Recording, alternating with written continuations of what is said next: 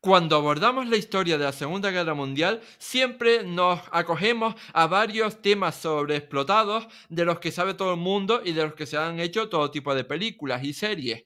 Pero este conflicto de 6 años de duración dio para miles de historias desconocidas que no son tan divulgadas entre el gran público. E incluso acontecimientos tan conocidos como el ataque atómico a las ciudades japonesas de Hiroshima y Nagasaki tiene mucho más injundia, mucho más trasfondo de lo que nos han querido contar. Y para eso, coincidiendo con esta efeméride de estos días, hoy he querido contar con un gran conocedor del tema para que nos hable sobre este suceso. Él es Pere Cardona García, divulgador histórico especializado en la Segunda Guerra Mundial y la Guerra Fría. ¿Qué tal estás, Pere? Hola, ¿qué tal, Oscar? Muchas gracias por invitarme a Historiae. Para mí es un gran placer tenerte aquí en el podcast porque te admiro no solo como divulgador, sino como persona. Y eso no es No, algo que se pueda decir de mucha gente. muchas gracias, muchas gracias. Tú es que me tienes en un pedestal, Oscar, pero la admiración es mutua, ya lo sabes. Y estás aquí también porque has publicado este libro que tengo aquí. Bueno, los que Ujú, nos estén viendo desde YouTube, pues pueden ver la portada, pero ya digo para nuestros oyentes que tienes un libro publicado que se llama El Mundo en Guerra y en el que ujú. abordas algunas de esas historias sorprendentes de la Segunda Guerra Mundial que a lo mejor son bastante desconocidas por el gran público. Sí, la mayor parte de estas historias son desconocidas. Lo que pasa es que eh, la gente que me conoce desde hace tiempo, tú también lo sabes perfectamente. A mí lo que realmente me interesa de la Segunda Guerra Mundial, dejando de lado la parte de historia militar, que también me interesa, a mí siempre me ha interesado ahondar en lo que son las historias personales, ¿no? Porque yo creo que el gran puzzle de la historia se compone siempre de todas estas piezas pequeñitas individuales que se van encajando una tras otra y que son las que nos dan la visión global de cualquier acontecimiento histórico, ¿no? Yo siempre pongo el mismo ejemplo y seguro que tú me lo has oído decir alguna vez, ¿no? El 6 de junio de 1944 se calcula más o menos, desembarcaron en Normandía unos 150.000 soldados, entre la gente que cruzó el canal y los que saltaron en paracaídas, ¿no? Esto quiere decir que existen 150.000 historias personales o 150.000 visiones diferentes del desembarco de Normandía, ¿no? Y que en muchísimas ocasiones la historia se pierde en dar a conocer los datos, las estadísticas, las biografías de todos los grandes estadistas, de los políticos, de los grandes militares que diseñaron esta operación, pero deja un poco de lado todas estas historias personales, ¿no? Y fíjate que un hecho tan conocido o tan importante como fue el desembarco de Normandía, a día de hoy, por ejemplo, todavía sigue sorprendiéndonos con historias personales que quedaron dormidas en un cajón o en una estantería y que poco a poco, al cabo del tiempo, al cabo de los años, pues hay algún loco como yo que se ha dedicado a irlas buscando, a irlas desentrañando y a irlas recuperando para que nuestros seguidores, para que el gran público pues pueda tener acceso a ellas, ¿no? Para que principalmente no se pierdan o no caigan en el olvido, ¿no? Aparte de eso que comentas, hay que tener en cuenta otra cosa, y es que nuestra historia, ¿no? Nuestra divulgación siempre ha adolecido de un poco de eurocentrismo. Entonces, por ejemplo, cuando abordamos la historia de la Segunda Guerra Mundial, parece que se acaba totalmente el 8 de mayo de 1945 con la Sí, rendición de Alemania, pero sí. evidentemente quedan varios meses de conflictos, sobre todo eso en el Pacífico y en Japón. Entonces, a lo mejor puedes hacernos un muy breve resumen de cómo fue ese final de la Segunda Guerra Mundial para Japón a partir de la rendición de Alemania, ¿no? Cuando digamos que se queda solo, o sea, ya no tiene a nadie que le apoye. Sí, yo es que incluso, si me permites, hasta iría un poquitín más atrás, ¿no? Porque fíjate que yo creo que lo que es en el frente del Pacífico, Sí que es cierto que, claro, hubo una primera fase en la cual Japón pues empezó a conquistar territorio y empezaron a- a- a adquirir toda una serie de materias primas que eran esenciales para alimentar su maquinaria bélica, porque no debemos olvidar que Japón no es un país productor. Y realmente necesitaba todo este expansionismo en la zona del Pacífico para tener acceso a caucho, a níquel, a hierro, a petróleo, etcétera, etcétera, etcétera, ¿no? Y hasta el año 1942 más o menos Japón va avanzando con paso firme por toda esta zona, ¿no? Pero en este año, en 1942, se da la batalla de Midway, una batalla que yo creo que marcó un antes y un después en este frente pacífico, ¿no? Porque a partir de Midway es cuando los americanos, un poco más adelante, ya empiezan a, a recuperar territorio, ¿no? Ya empiezan a recuperar, no sé, Guadalcanal, Nueva Georgia, Taragua, Rabaul, Tinian. Tinian es bastante importante, la isla de Tinian, porque precisamente desde esta isla, desde estas pistas de despegue, fue desde donde despegaron, valga la redundancia, despegaron los B-29 que bombardearon atómicamente Japón, yo que sé, las Islas Marianas, Filipinas y, como no, pues tampoco podemos olvidar Iwo Jima y Okinawa, ¿no? Que fueron dos de las batallas más cruentas que hubo en esta zona del Pacífico, ¿no? Entonces, claro, si te das cuenta, primero tenemos, claro, la fase de dominio japonés, luego tenemos la fase esta de lo que sería de recuperación territorial, pero sí que es cierto que a partir de 1945, claro, lo que es Japón, pues empieza a sufrir ya en sus propias carnes, empiezan a sufrir desabastecimiento. Por ejemplo, pues que sí, ya no tienen, bueno, ya lo habían sufrido antes, pero sí que claro, en este momento pues ya tienen verdaderos problemas para hacerse con petróleo, por ejemplo, el petróleo tan necesario para poder mover la flota, para poder mover aviones, o no tienen tampoco acceso al material necesario para poder construir, yo qué sé, armamento, construir vehículos, etcétera, etcétera, ¿no? Y es a partir de ese punto en el cual Estados Unidos, pues claro, una vez que ha acabado la guerra en Europa, la guerra contra Alemania, pues también le entra un poco de prisa, ¿no? Porque no debemos olvidar que, claro, los aliados, Estados Unidos, ya llevan 6 años de guerra, la gente empieza a estar cansada, se ha invertido muchísimo esfuerzo, se ha invertido muchísimo dinero y dada la fragilidad o más que la fragilidad, dado este punto de inflexión en el cual pues, Japón ya empieza a ir bastante cuesta abajo, pues los americanos quieren aprovechar el momento, quieren pegar un último empujón bastante fuerte e intentar pues acabar la guerra cuanto antes. Mm. Sí, y veremos cómo van a acabar la guerra, pero de la peor forma posible. Y en este sentido, quería empezar, digamos, em, divulgando unos episodios que en general son bastante desconocidos por el gran público. Porque claro, o sea, como decía, pues todos nos pensamos que lo único que hizo Estados Unidos, ¿no? Los aliados en Japón, pues fue eso de las bombas atómicas. Pero en realidad llevaba meses golpeando a la isla, ¿no? Principal de Japón, pues con constantes ataques. Y uno de los más terroríficos, si no el mayor, fue el bombardeo sobre la ciudad de Tokio en la noche del 9 al 10 de marzo.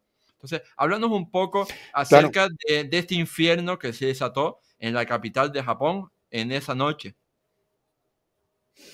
claro, fíjate que claro, a medida que van recuperando territorio, esto quiere decir que la distancia entre las bases americanas que se van instando por todo el Pacífico y Japón se va acortando, con lo cual esto también permite que los bombarderos B-29 tengan a su alcance la isla de Japón, la isla principal de Japón, ¿no?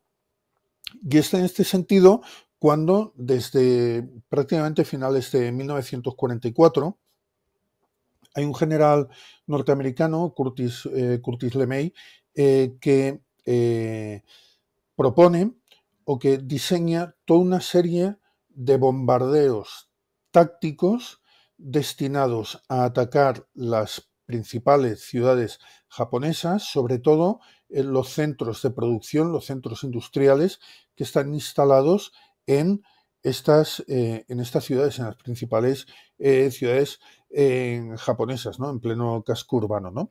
Y para ello diseña toda una serie de misiones que deben realizarse, en primer lugar, a baja altitud, en segundo lugar, en horario nocturno, y en tercer lugar, se va a utilizar una munición, se van a utilizar bombas incendiarias. ¿Por qué? Porque el material constructivo por excelencia de estas ciudades japonesas solía ser la madera y también el papel, ¿no? Todos hemos visto en películas las típicas casas japonesas que están construidas con madera y que los paneles interiores para separar las estancias pues están hechos como de una especie de contrachapado con papel, ¿no? Entonces, claro, estos bombardeos, uno de las principales prerrogativas que tienen es la de causar el mayor daño posible. Por eso, precisamente, también se hacen a baja altitud, ¿no? Y como tú bien decías, en la noche del 9 al 10 de marzo de 1945, Tokio, la capital, sufre una de las que fue una de las peores incursiones aéreas que sufrió Japón durante la Segunda Guerra Mundial, ¿no? Porque aquella noche en la capital murieron unas 100.000 personas.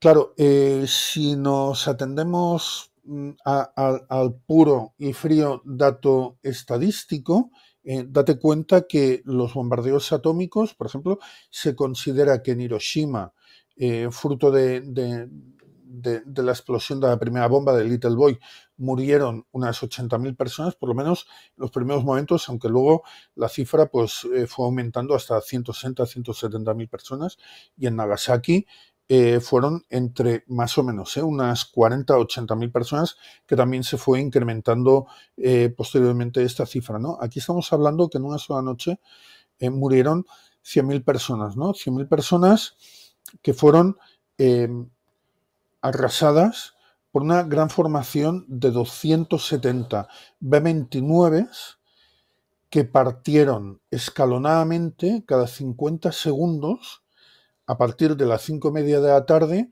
desde islas como Guam, Saipan o Tinian, ¿no? Hasta que alcanzaron Tokio sobre las 12 de la noche, más o menos, sobre las 12, 12 y cuarto de la noche, en que el primer escuadrón sobrevoló la ciudad directo al objetivo y lo marcó con una gran X ígnea realizada con bombas incendiarias, ¿no?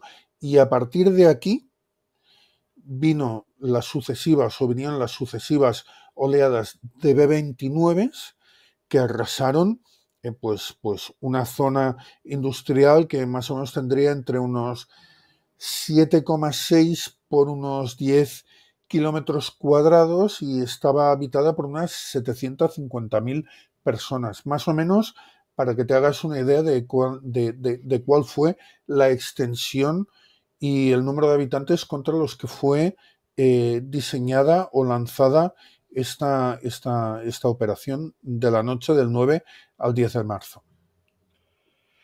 Y no solo tenemos que hablar de Tokio, sino que Tokio, digamos, pues es la más importante, no solo por el número de víctimas, sino también por eso, por ser la capital. Pero previamente también tenemos otros ataques sobre ciudades japonesas que son bastante importantes. Tenemos que se atacó Nagoya y Osaka el 13 de marzo, o que se atacó Kobe el 17 de marzo, o sea, después de Tokio. Entonces, háblanos un poco más acerca de estos ataques que fueron previos a Nagasaki y Hiroshima, pero posteriores Sí, a Tokio. Sí, fíjate, pues mira, como tú bien dices, el 13 de marzo los B-29 visitaron Nagoya.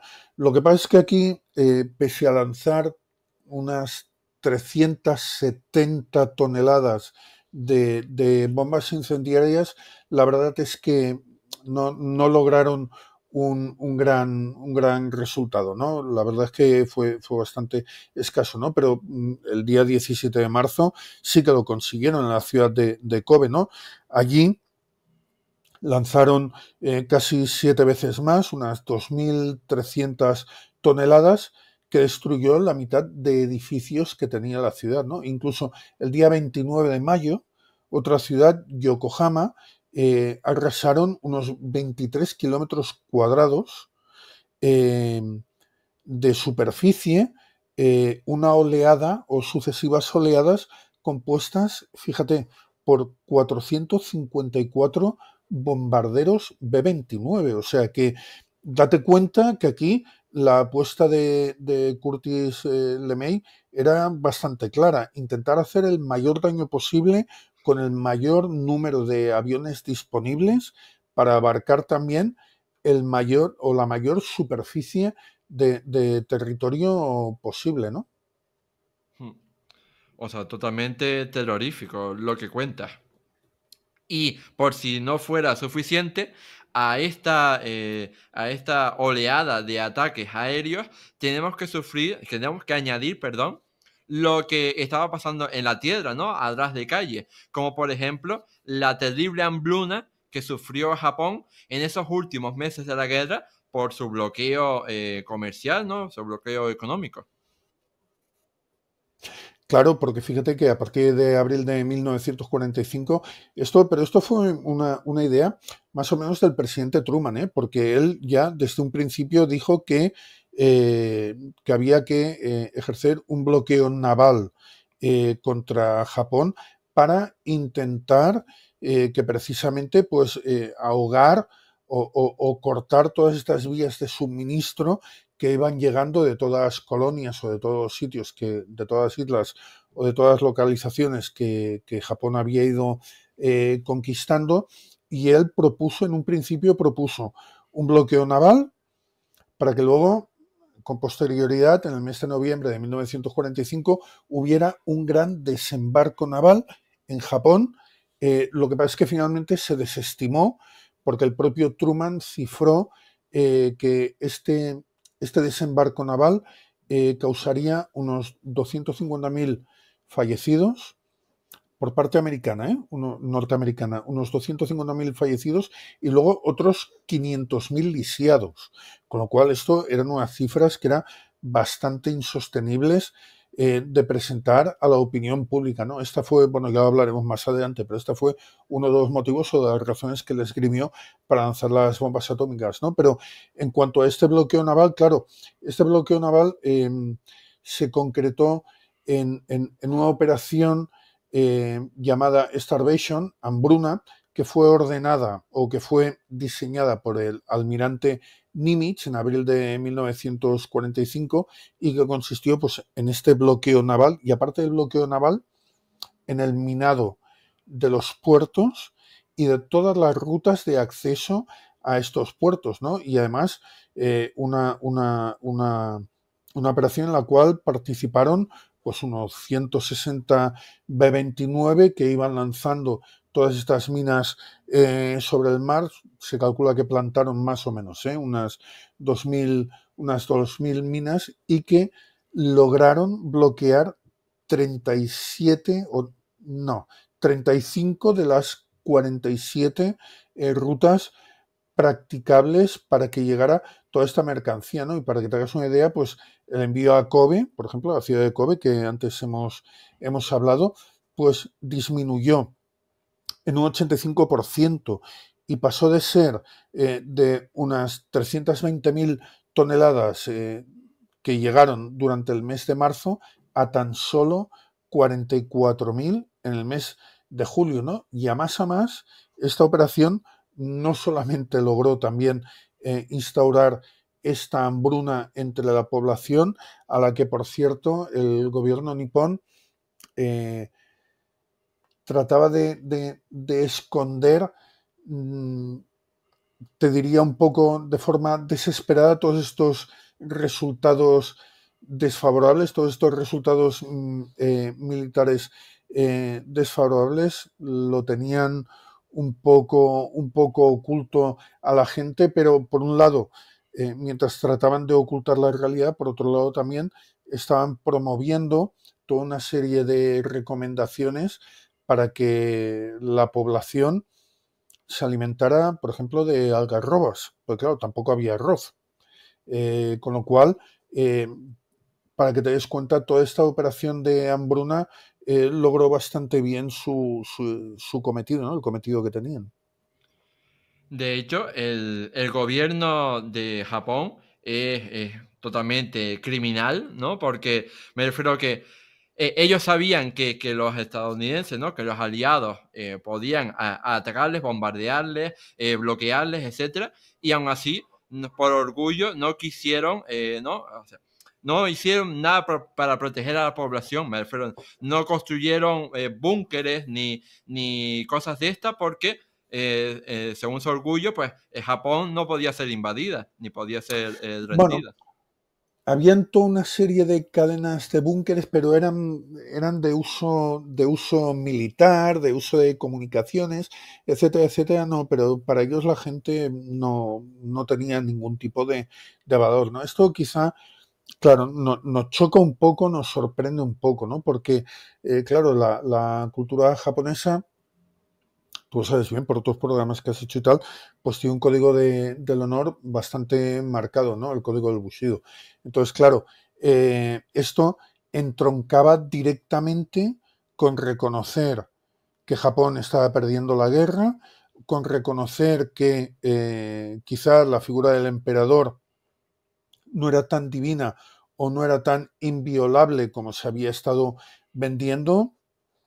Y claro, esto ya lo veremos más adelante, ¿no? Que llegado el momento supuso una ruptura del gobierno japonés en dos bandos. Un bando que sí que estaba dispuesto a rendirse a los norteamericanos con tal de acabar con el sufrimiento del pueblo japonés, pero otro bando que era totalmente contrario y que quería seguir luchando hasta las últimas consecuencias.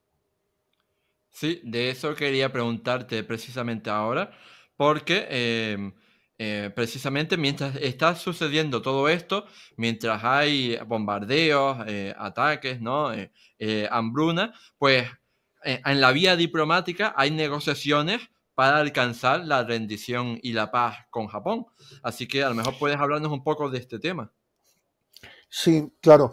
Date cuenta, como te digo, claro, que llega un momento en el que el gobierno japonés, pues claro, se dan cuenta que la situación, o parte del gobierno japonés, sobre todo representado por el ministro de Asuntos Exteriores Togo, tiene muy claro que Japón va a perder la guerra, que aquello va a ser una escabechina y que hay que empezar a mover hilos para ver si se puede llegar a cualquier tipo de armisticio, ¿no? Y en este sentido, ellos realizan varios tanteos, ¿no? Se hace un tanteo con, por ejemplo, el embajador japonés que tenían ante el Kremlin, porque Japón en aquellos momentos todavía tenía aquel pacto de no agresión mutua con los soviéticos, y ellos pensaban que aunque los soviéticos pertenecían al bando aliado, como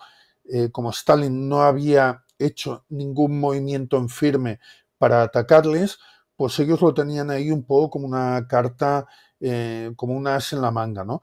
Luego también se contactó con, por ejemplo, con el embajador sueco en Tokio, con Beige, para explorar los términos de esta posible rendición, ¿no? Este embajador pues hizo llegar la inquietud japonesa a los americanos, y los americanos también lo estuvieron valorando, pero bueno, en un principio pensaron que era un farol y no quisieron seguir esta vía, ¿no? E incluso hubo contactos también en Portugal o con Suiza, para tratar de ver hasta qué punto se podía llegar, ¿no? Lo que pasa es que, claro, los americanos, ellos tenían muy claro que esta rendición tenía que ser incondicional.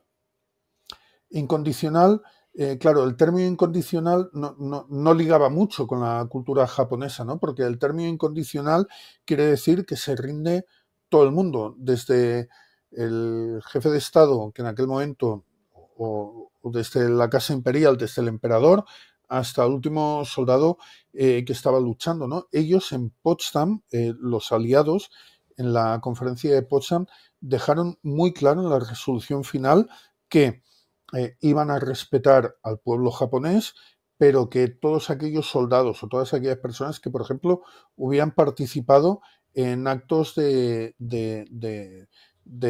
no de guerra, sino en actos contra la humanidad, o toda gente que no hubiera respetado lo que eran las convenciones bélicas, etcétera, etcétera, iban a ser juzgados por un tribunal y que luego pues tendrían que afrontar la sentencia que saliera, ¿no? Pero seguían insistiendo en el término de la rendición incondicional.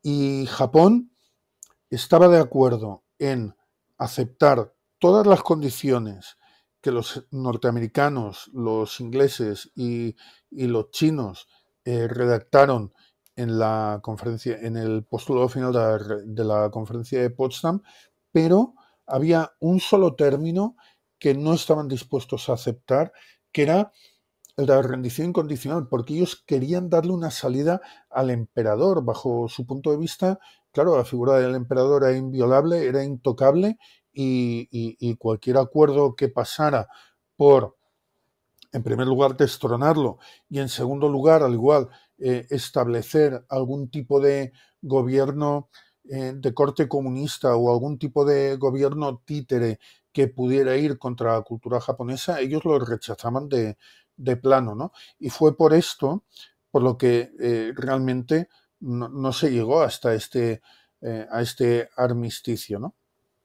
Mm. Aquí también en Estados Unidos están pasando cosas. Entonces, vemos con... Pasan cositas. Sí, sí, de esas hablaremos ahora porque no sé si te sonará de algo, una película que se hizo hace 2 años, creo, que se llama Sí. Oppenheimer. O sea, es prácticamente De desconocida, algo me no, suena, no la vio de algo me nadie. suena.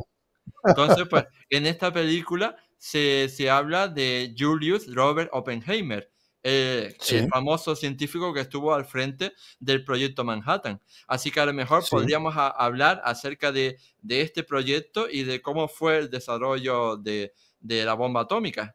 Y también, evidentemente, te preguntaré qué te pareció a ti la película de Christopher Nolan. Muy bien. Pues mira, Robert Oppenheimer, como tú dices, bien, era la cabeza visible digamos, del apartado técnico. Él era el director técnico del proyecto Manhattan. El proyecto Manhattan fue el proyecto para el diseño de las bombas atómicas, eh, perdona, auspiciado por Estados Unidos. Él era la parte visible en cuanto a lo que era el apartado técnico.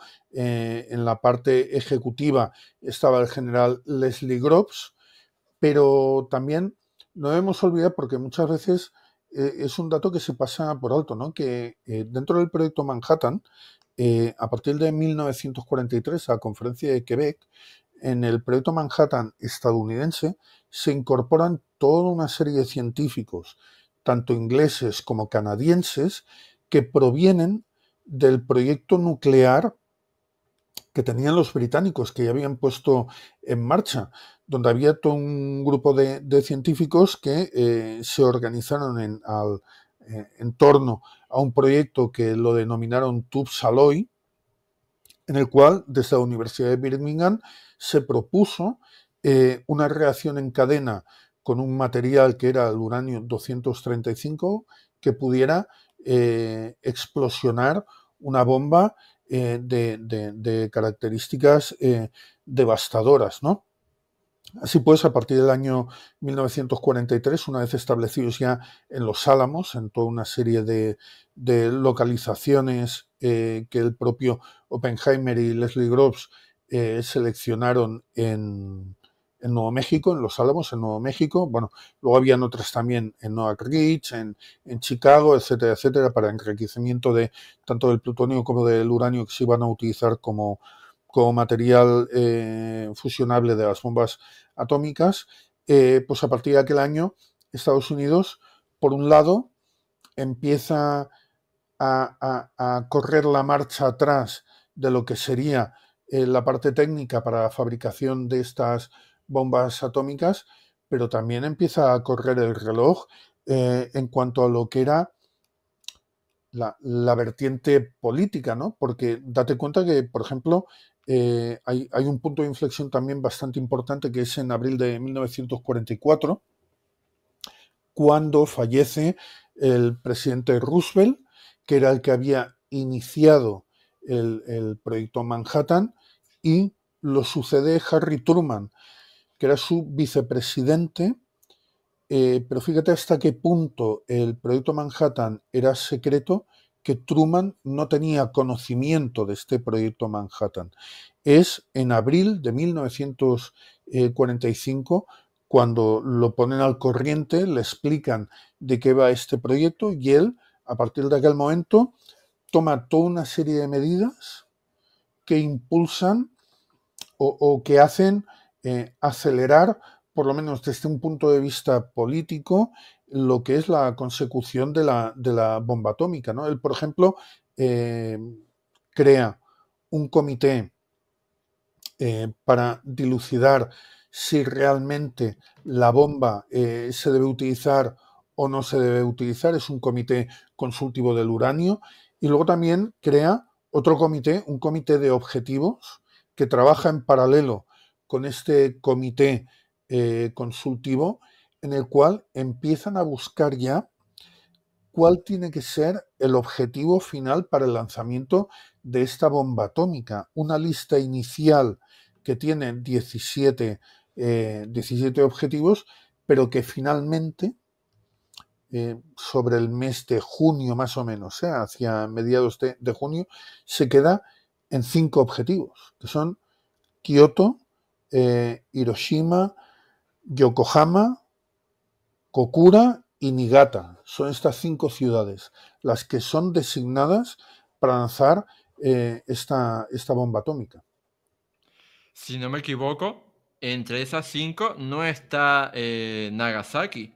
Así que te No, quería preguntar cómo el gobierno estadounidense y ese comité de objetivos al final tomaron la decisión de que debían ser Hiroshima y Nagasaki y no otras las ciudades atacadas con la bomba atómica. bueno, de hecho es que la decisión de atacar Nagasaki se tomó en pleno vuelo.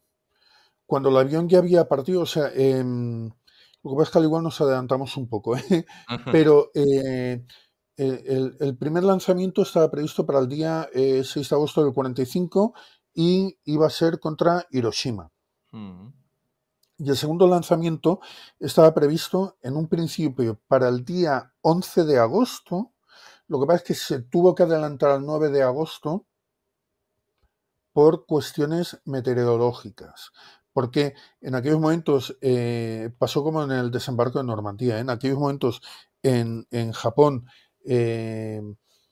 habían fuertes tifones sobre determinadas zonas y entonces pues se tuvo que buscar una ventana de tiempo para arrojar las bombas, ¿no? La primera estaba prevista para el 3 de agosto y finalmente se lanzó el día 6, y la segunda, que estaba prevista para el día 11, creo que era, se tuvo que adelantar 2 días hasta el día 9, ¿no? Y fue en pleno vuelo mientras la tripulación del Boxcar se estaba dirigiendo hacia la ciudad de Kokura. La primera era Hiroshima y la segunda era Kokura, que cuando llegaron sobre la ciudad se la encontraron encapotada. Habían muchísimas nubes y el bombardero no pudo centrar el objetivo en la mirilla Norden.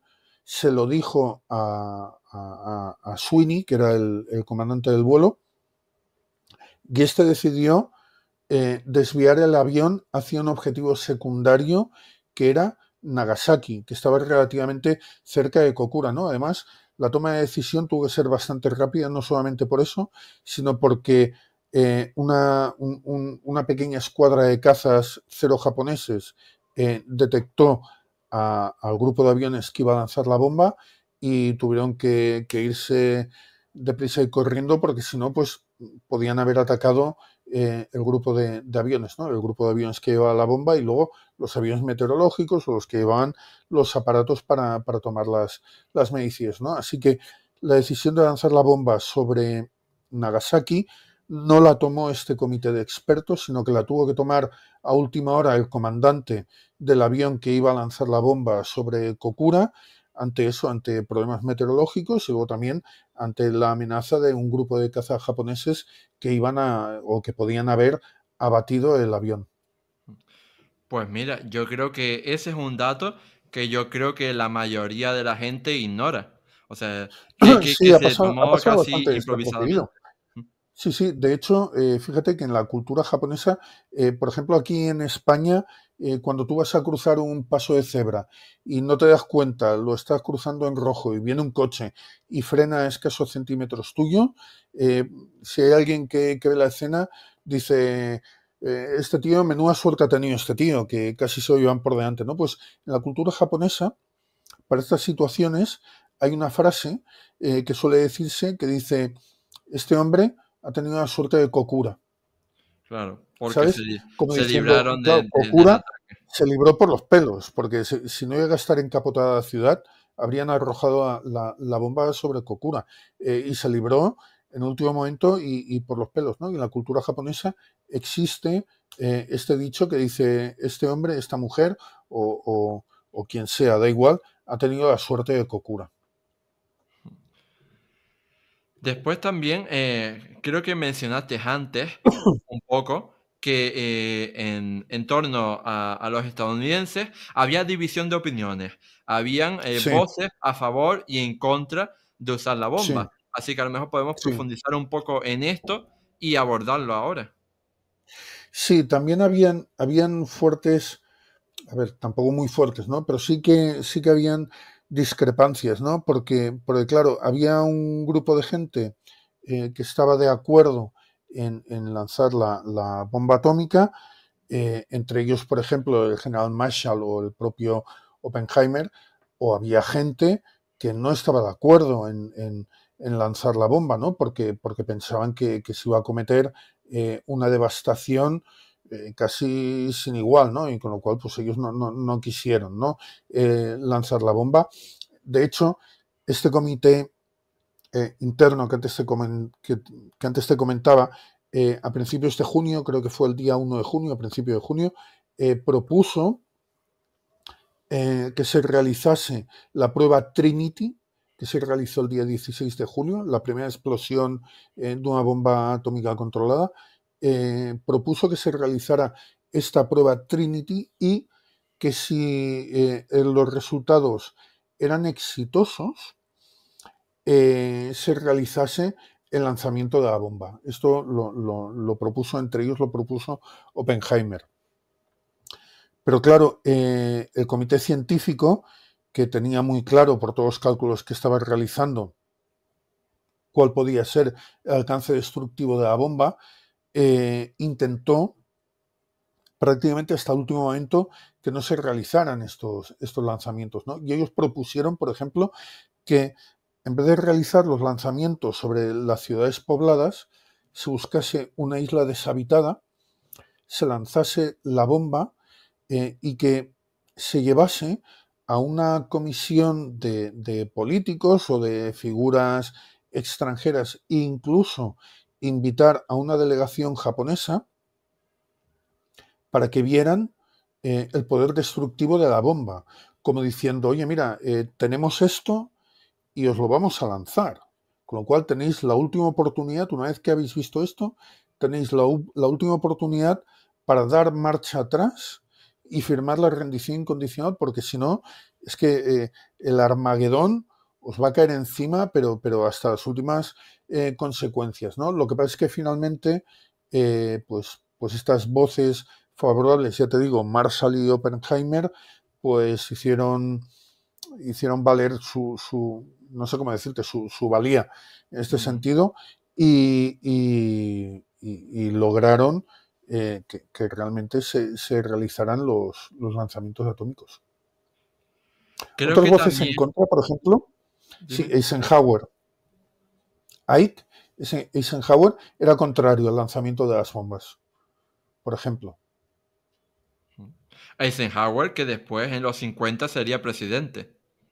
Sí, sí, sí, Eisenhower, que luego en la década de los 50 sería presidente estadounidense y que, bueno, que había sido el máximo responsable de las tropas en el teatro europeo, él era contrario al lanzamiento de las bombas atómicas, quizá por toda la experiencia que había tenido tanto en el desembarco de Normandía como comandando todas las tropas en el teatro europeo, ¿no? Pero él era contrario al lanzamiento de las bombas. Si no me equivoco, también hay por ahí alguna historia muy curiosa, muy interesante, sobre la unidad de ingenieros estadounidenses que montaron las bombas. Así que a lo mejor pues, podrías Sí, contárnosla. sí, a ver, esto es bastante curioso, ¿no? Porque fíjate que yo cuando empecé a investigar un poco cómo había ido todo el tema del lanzamiento de las bombas o bombardeos atómicos y tal, claro, en un principio, no de ahora, no, de hace muchos años, claro, pues te quedas en todos estos datos generalistas que hay, ¿no? Bueno, pues el avión era este, se lanzaron a tal hora, fueron aquí, fueron allá y tal, pero a mí, una de las cosas cuando empecé a escribir este capítulo, que me interesaba investigar y que me interesaba explicar era, claro, cómo se habían montado estas bombas atómicas, porque las bombas atómicas no surgieron de la noche a la mañana, ¿no? ¿Qué había pasado? ¿Qué era lo que sucedió, ¿no? Y fíjate que, por ejemplo, desde el día 14 de julio, el material de la primera bomba, de Little Boy, parte de los Álamos, llega hasta San Francisco, donde es embarcado en el famoso USS Indianapolis, el barco que posteriormente, una vez entregado el material, fue torpedeado por un submarino japonés. No sé si sabes la historia más o menos. Fue torpedeado por un submarino japonés y la mayor parte de la tripulación murió mientras esperaban, mientras aguardaban unos días el rescate, y durante aquellos días en el agua tuvieron que soportar el ataque de tiburones, las bajas temperaturas, etcétera, etcétera, y murió muchísima gente de aquella, ¿no? Bueno, entregaron la bomba en la isla de Tinian, creo que fue sobre el 26 de julio, y desde el día 26 de julio hasta el día 1 de agosto, en aquellos 5 días, un grupo de unos 57 más o menos, de unos 57, 55 o 57 ingenieros, tanto militares como civiles que habían participado en el desarrollo de la bomba en Alamogordo, durante aquellos 5 días se dedican al montaje, al ensamblaje de la bomba, de esta primera bomba, y una vez que acaban de montar la primera bomba, pues claro, lógicamente de Fatman, de la segunda. Lo que pasa es que creo que la segunda bomba llegó, o los materiales de la segunda bomba creo que llegó sobre el día 2 de agosto, a la isla de Tinian, y la tuvieron que montar también deprisa y corriendo para que estuviera a punto con el lanzamiento, ¿no? Pero ya te digo, fue un grupo de unos 57 más o menos ingenieros entre civiles y militares que fueron los que montaron la bomba. Aparte, mientras estaba investigando el tema, también accedí a lo que era los diarios de uno de estos ingenieros, y también me sorprendió bastante o me impactó bastante, porque era un ingeniero apellidado Gunnar, que justo cuando acabo de montar la bomba Little Boy, dejó escrito que su compañero lo felicitó. Dijo, bueno, felicidades, Gunnar, acabas de atornillar el último perno de la primera bomba atómica de la historia. Y yo leer esta frase, claro, me impresionó mucho, ¿no? Porque yo lo pensaba y decía, es que están hablando entre ellos como si estuvieran montando un escaléstrico, como si estuvieran montando una maqueta de tren o una cosa de estas. estaban montando una bomba atómica que días más tarde, pocos días más tarde, iba a acabar con la vida de entrada de 80.000 personas, la que se lanzó sobre Hiroshima, ¿no? Y no sé, me sorprendió bastante, ¿no? Lo que pasa es que luego, claro, haces un ejercicio, lo piensas y tal, y dices, bueno, quizá habría que ponerse justo en el papel o en la piel de estas personas que, como decíamos al principio, pues claro, ya llevaban 6 años de Segunda Guerra Mundial, muchos de ellos habían visto todas las desgracias que había pasado en el Frente Pacífico, eran conscientes de la fiereza o de la determinación de los japoneses en la defensa del país y ellos tenían claro que la única forma que tenían de acabar con la guerra era con el lanzamiento de estas bombas atómicas, ¿no? Llegamos precisamente al clímax de este episodio porque quiero que nos cuentes todo acerca de esos 2 días que marcaron la historia. O sea, cuéntanos cómo fue ese 6 de agosto con el ataque a Hiroshima y el 9 de agosto con el ataque a Nagasaki. Me refiero, hemos hablado un Sí, poco ya acerca de esto, pero podemos profundizar e ir al grano hablando de los aviones implicados, el personal a bordo, el modus operandi, la cifra, ¿no? Estas bueno, cosas pues que mira, me comentas, fíjate, los más o nombres. menos, como yo te decía, el avión encargado de lanzar la bomba sobre Hiroshima era un avión rotulado con el nombre Number 82, número 82, cuyo comandante era Paul Tibbets y el navegante era Dirk van Dirk. Y esta gente se enteró, sobre todo Paul Tibbets, el día 2 de agosto, se desplaza hasta la isla de Guam, donde LeMay tiene el cuartel general, y allí se entera de cuál sería el objetivo de la bomba y fija en un plano, tanto él como su bombardero, fijan en el plano el punto exacto donde va a lanzar la bomba, que es un puente, el puente Aiyoi. O sea, el día 2 de agosto ellos ya saben que el objetivo va a ser Hiroshima y que se lo va a lanzar en tal sitio. 2 días más tarde, el día 4 de agosto, la bomba ya montada, Little Boy, se le presenta a todas las tripulaciones que van a formar parte de esta primera misión.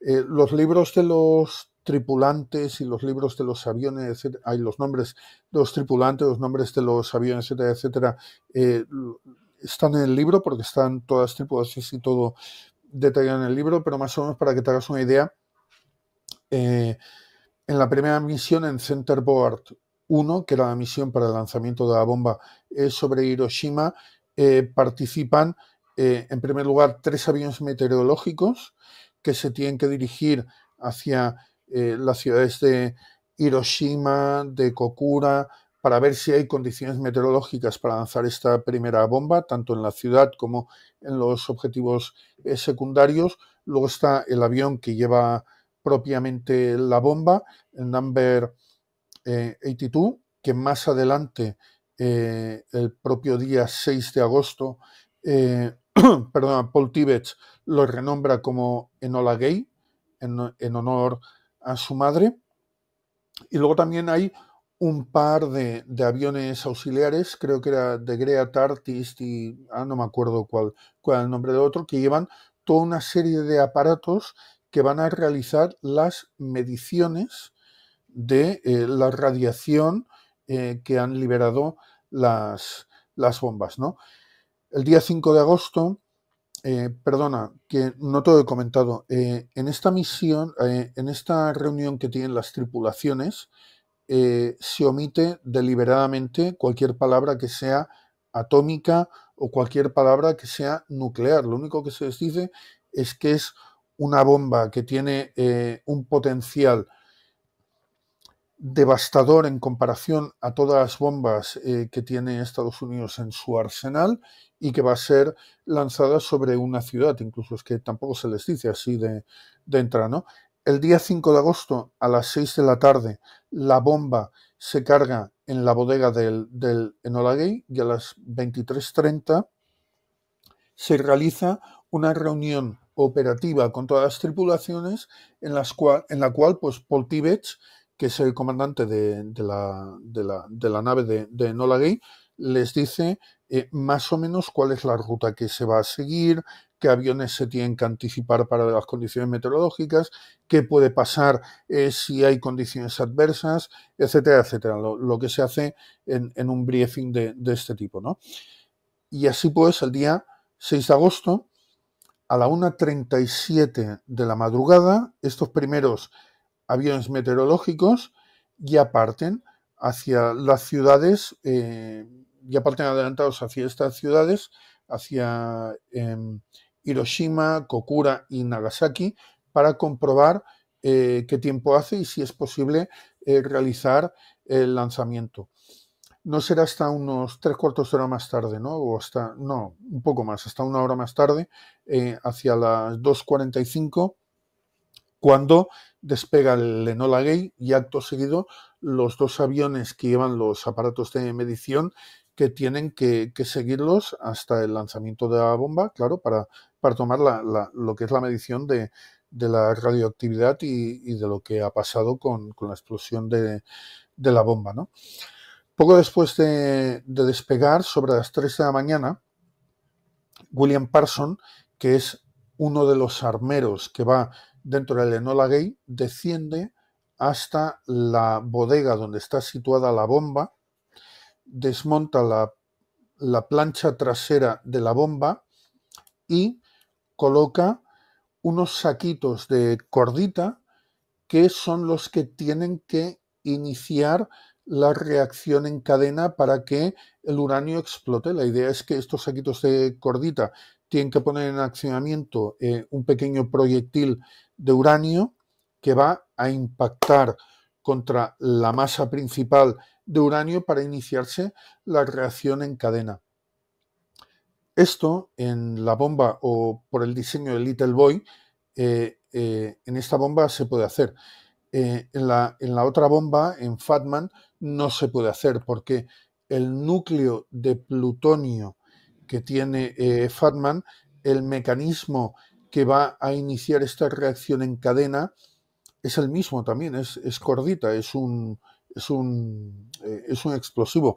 Lo que pasa es que en el caso de Fat Man, el explosivo se dispone rodeando por completo la esfera de plutonio, con la idea que haya una explosión controlada, además controlada al milímetro y al microsegundo, para que ejerza idéntica presión en todos lados de la esfera, la comprima y se realice esta detonación o esta reacción en cadena, ¿no?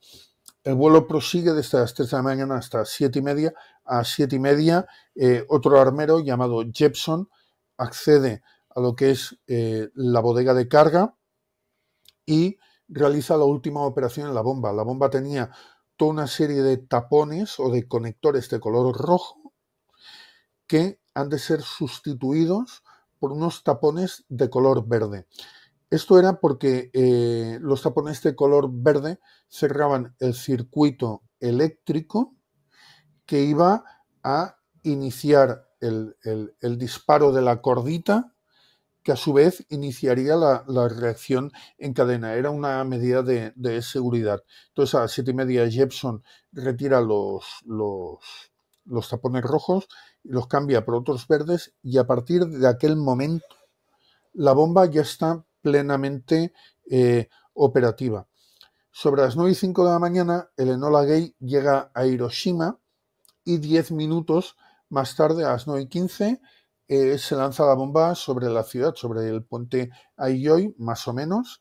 Se lanza la bomba y Paul Tibbets realiza aquella famosa maniobra de 155 grados para desviar el avión de lo que iba a ser, claro, la onda expansiva, la onda de choque y del hongo atómico que iba a generar lo que es lo que es la bomba, ¿no?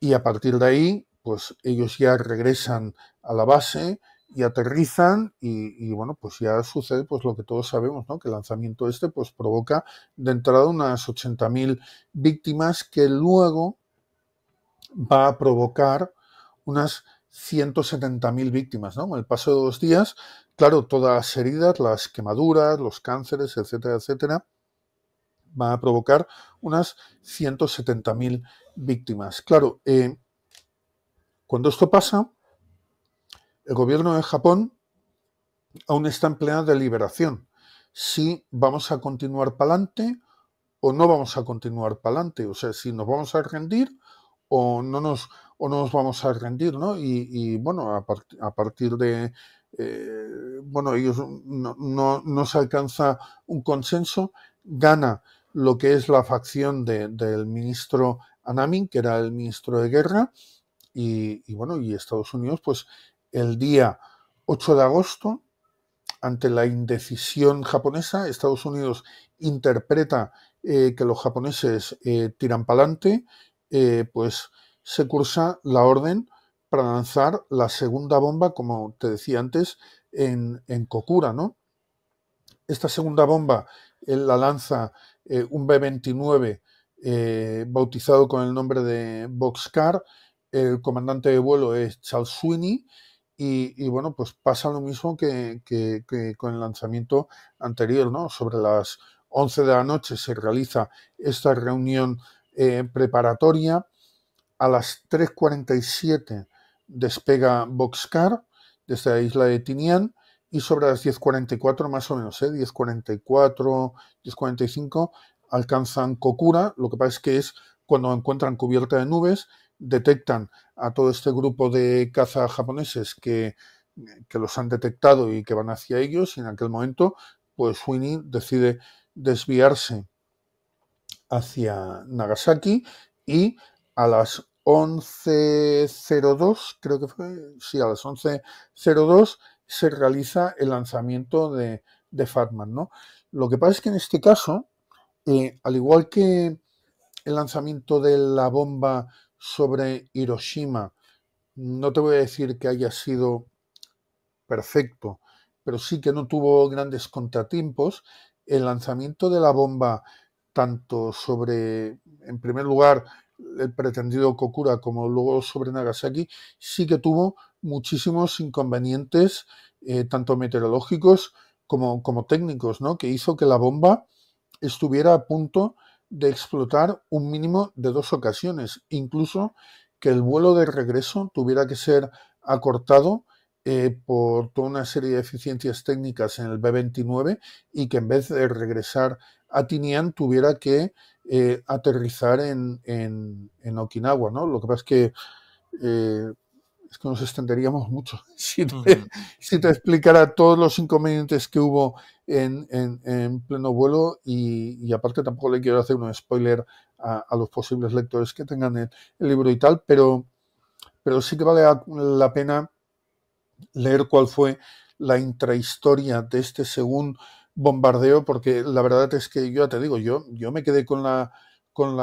hasta aquel momento sí que habían veces que lo pensaba y decía, pero ¿cómo es posible que se le haya dado tanta propaganda al vuelo sobre Hiroshima y se hable tan poco de Nagasaki? Porque al fin y al cabo fue el lanzamiento, era la segunda bomba, pero era de plutonio, no era como la primera, era también un logro tecnológico, etcétera, etcétera. Y me extraña que Estados Unidos no le haya querido dar la preponderancia que tenía que haber tenido, ¿no? Pero realmente si te lees la intrahistoria del vuelo, comprendes por qué Estados Unidos en un momento determinado decidió pasar un poco de puntillas sobre esta segunda misión, sobre el Centerboard, y puso toda la carne en el asador en explicar la primera misión y en obviar un poco lo que pasó en esta segunda, ¿no? Entonces, claro, a partir de aquí, pues ya el día 10 de agosto, claro, cuando el gobierno japonés también se da cuenta de la devastación que ha habido en Nagasaki, pues oye, aceptan la rendición. El día 14 de agosto, Truman, a su vez, también acepta la rendición japonesa el día 15 de agosto sucede un hecho que hasta aquel momento era impensable, dado el carácter divino de Hirohito, y es que el emperador se dirige por radio a la población para decirles bueno, que con tal de evitar lo que es la destrucción del país, se tiene que aceptar estos términos de rendición incondicional. Perdón, 15 días después, el día 2 de septiembre, a bordo del USS Missouri, Douglas MacArthur, por la parte americana, pues firma la rendición con el ministro de Asuntos Exteriores japonés a bordo del USS Missouri, como te decía, en la bahía de Tokio, ¿no? Y ese ya sí que es el punto final de lo que sería la Segunda Guerra Mundial, ¿no? Para terminar, yo quería hacerte una pregunta un poco más de reflexión, un poco más de opinión personal. Y es que, desde tu punto de vista, después de haber hecho este libro, después de todo lo que has conocido, ¿crees que era necesario usar la bomba para evitar la prolongación de la guerra, como tú has dicho, ¿no? Esto de 250.000 muertos y demás. ¿O fue una masacre inútil y criminal de un país que, vamos, que se iba a rendir de un día para otro, aunque no quisieran? Claro, claro, en primer lugar, esto es lo que te comentaba antes, ¿no? Que cuando analizamos los datos históricos, no podemos analizarlos a toro pasado. Es decir, ahora, sabiendo todo lo que sabemos y todo lo que pasó, perdona, pues claro, es relativamente fácil decir se podía haber evitado o no se podía haber evitado. ¿Vale? Porque ya sabemos, en este momento pues sabemos todo el tema de los bloqueos navales, etcétera, etcétera, pero en aquel momento no se sabía. Tenemos que ponernos también en la piel de aquella gente, no solamente de los que estaban luchando, de la gente que estaba en casa, de la perspectiva de todas las muertes que podían haber, no solamente por parte norteamericana, sino también por parte japonesa, ¿no? Entonces, claro, estaba justificado que se lanzara las bombas. Yo, bajo mi punto de vista, pero esto es una opinión muy personal, yo Mm. creo que quizás si se hubiera esperado un poco más de tiempo, Japón habría caído como fruta madura. ¿Por qué? Porque Japón no tenía capacidad ya para alimentar a su maquinaria bélica, no tenía capacidad ni tan solo ya para alimentar a su población. Cada vez estaban perdiendo mucho más territorio, cada vez la devastación era más grande, porque ya hemos hablado antes de todas las operaciones de bombardeo del IMEI que estaba devastando grandes zonas de las principales ciudades, de todos los centros industriales y productivos, etcétera, etcétera. Entonces, claro, yo bajo mi punto de vista, Japón habría caído como fruta madura. Claro, aquí también hay que tener en cuenta otra variable que normalmente no se tiene en cuenta, que es la situación geopolítica que ya existía al finalizar la Segunda Guerra Mundial, ¿no? Porque aunque la propaganda oficial siempre vendía lo que era la alianza aliada como una roca monolítica, sin fisuras, que todo el mundo iba a una y que el bien común pues era derrotar al nazismo, luego derrotar a los japoneses, etcétera, etcétera. Lo cierto es que desde ya hacía muchísimo tiempo habían diferencias bastante importantes entre los tres grandes líderes aliados, entre Winston Churchill, entre Stalin, el soviético, y en principio Roosevelt, el americano. Unas diferencias que luego se agravaron con la muerte de Roosevelt, porque el talante negociador que tenía Harry Truman, su sucesor, no era el talante negociador que tenía Roosevelt. Truman era un tipo mucho más determinado, mucho más hosco, mucho más duro que Roosevelt, y muchas de las cosas que Roosevelt le pasó por alto a Stalin, Truman no se las había pasado, ¿no? Y quizá en este sentido sí que es cierto que al igual Truman utilizó los bombardeos atómicos como queriendo dar un puñetazo encima de la mesa, sobre todo encima de la mesa de Stalin, para decirle, oye, esto está acabando, va a acabar, se va a alumbrar un nuevo orden mundial, pero este nuevo orden mundial, quien lo va a liderar va a ser Estados Unidos, voy a ser yo.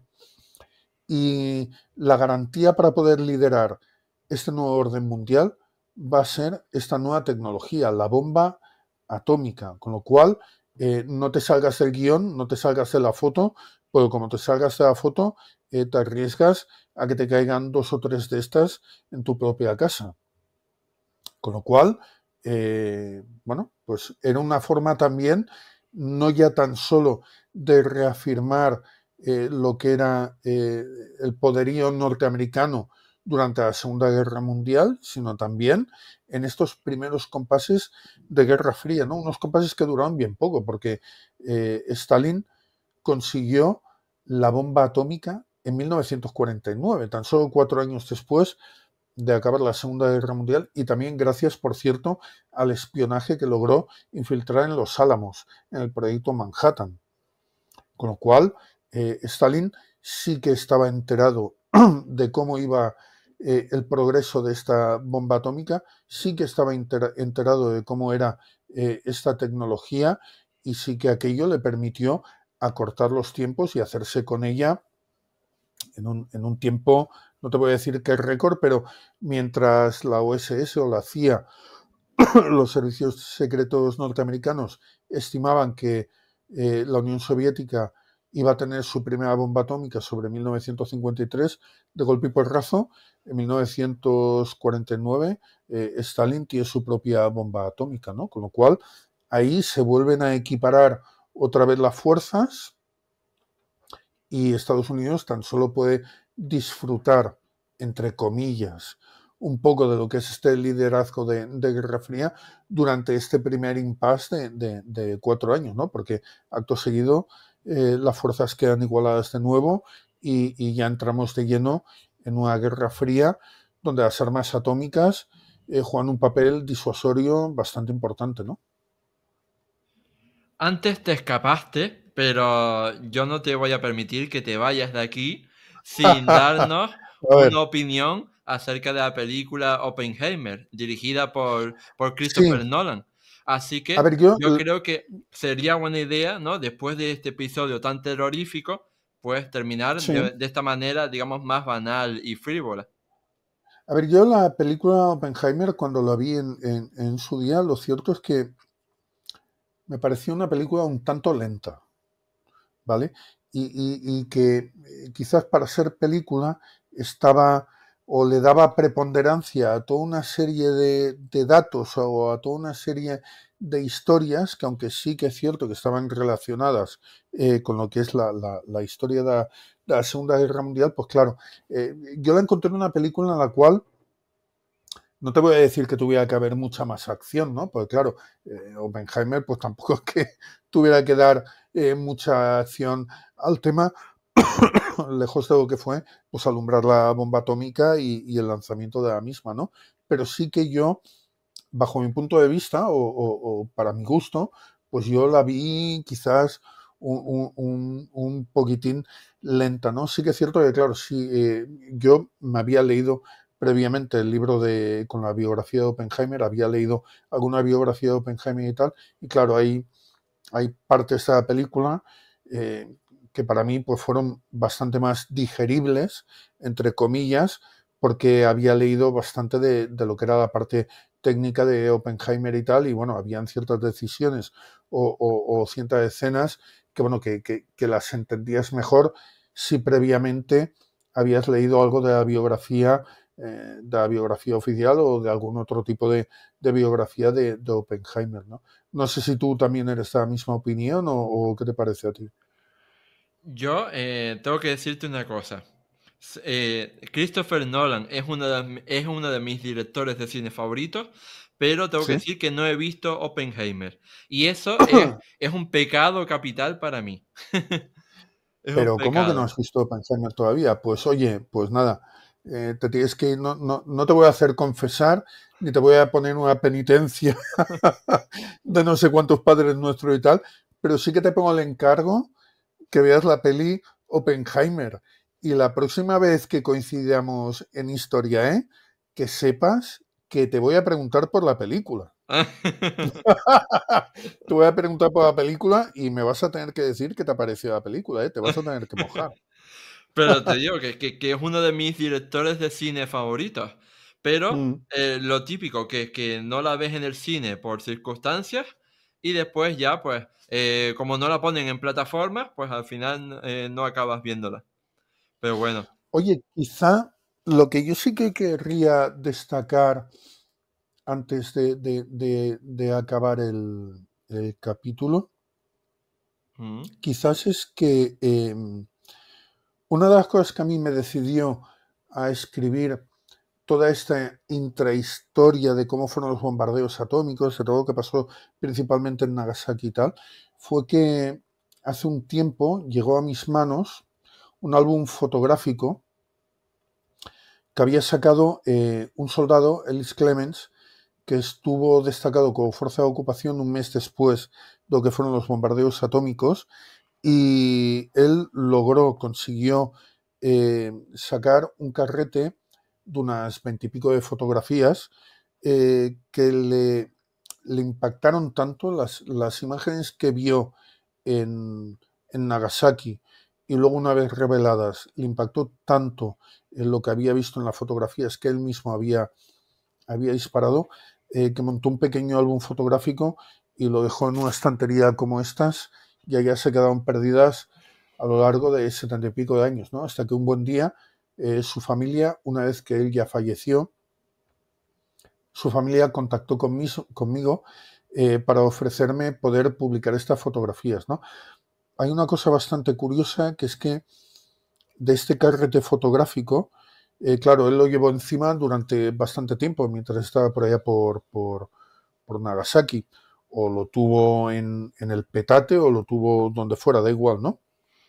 Y cuando fue a revelarlo, se dio cuenta que la mayor parte de las fotografías habían quedado inservibles, porque la radiación, por mínima que era, afectó tanto al carrete que todo lo que era la película exterior, por así decirlo, se quedó prácticamente inutilizada, y solamente se pudieron salvar unas 3 fotografías, que son las que he incluido dentro del libro para que la gente las pueda comprobar, ¿no? Las pueda ver. mm. Pero sí que me gustaría destacar que son 3 fotografías totalmente inéditas, que hasta día de hoy no se conocían y que se han podido recuperar gracias a la iniciativa de la familia que contactó conmigo y que las puso a mi disposición para que pudieran publicarse en el libro. Es que esto yo siempre lo destaco, ¿sabes? En todas las entrevistas y en todo lo que siempre digo y tal, porque es que me parece un material eh, fabuloso, fantástico. O sea, el poder recuperar, que es lo que hablábamos antes del desembarco de Normandía, ¿no? Poder recuperar estas 3 fotografías, o poder recuperar varios libritos con las memorias o con las vivencias de estos soldados, de fuerzas de ocupación, o de soldados que estuvieron en el norte de África, o que, bueno, tengo libritos de estos de prácticamente de todos los frentes salidos y por haber de la Segunda Guerra Mundial, ¿no? Pues claro, es bastante importante esta labor de recuperación de memoria histórica, precisamente para que no se pierda, ¿no? Porque fíjate que en muchas ocasiones, al igual, es aquello que se muere el veterano, su familia dice, bueno, ¿y qué vamos a hacer con todas las cosas de nuestro padre o de nuestro abuelo y tal? Venga, va, da igual. Cogemos, lo tiramos a un container, o que vengan a vaciar el piso, y todo esto pues se va para un mercadillo, donde al igual pues hay gente que lo recupera o lo compra, o hay gente que no da la más mínima importancia. Estas 3 fotografías, o este pequeño álbum de fotográfico, se podía haber ido perfectamente a la basura, y se perdía un documento gráfico de primer orden sobre uno de los momentos más importantes, yo creo, que de la historia de la humanidad, ¿no? Como fueron los bombardeos de Hiroshima y de Nagasaki. Tan solo quería destacar este pequeño dato. Pues desgraciadamente llegamos al final de este programa y yo pues solo quería agradecerte infinitamente a ti, Pérez, por haber venido aquí al podcast Historia para desvelarnos, ¿no? Y enseñarnos esta terrorífica y catastrófica historia sobre los bombardeos atómicos sobre Hiroshima y Nagasaki. Así que muchísimas gracias por todo. No, no, por favor, muchísimas gracias a ti, Óscar, porque yo la verdad es que siempre que veo aquí, siempre que vengo a Historia, la verdad es que me siento como en casa, me siento súper bien. Para mí, más que un podcast, es casi casi una charla entre amigos, de aquellas que de vez en cuando también tenemos fuera de pantalla, hablando de historia y de todas estas Mm. cosas que nos gustan y que nos apasionan. Y para mí es un auténtico placer, un honor, un privilegio poder haber compartido este rato contigo y con tu comunidad, con tus seguidores, a los cuales pues también les saludo desde aquí.